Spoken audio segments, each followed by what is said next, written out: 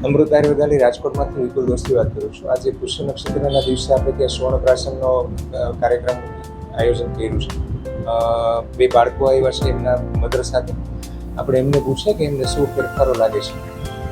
કેટલા ટાઈમથી આવો છો? અમે 7 વર્ષથી આવીએ છીએ. મારી એક છોકરી છે ન્યાસા અને એક છોકરો છે દર્શ. એમને આ સુવર્ણપ્રાશનના ટીકા પીવડાવવાથી ઇમ્યુનિટી શક્તિ વધે છે અને માઇન્ડ બી ગ્રોથ કરે છે.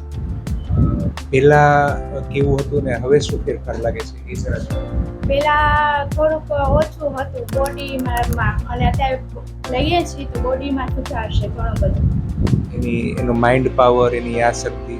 મારી છોકરીની માઇન્ડ પાવર બહુ વધારે છે. એની યાદશક્તિ અને માઇન્ડ બહુ જ સરસ છે. તને કેવું લાગે છે બેટા? તને શું ફેરફાર લાગે છે તારામાં? સારું લાગે છે. ભાવે છે?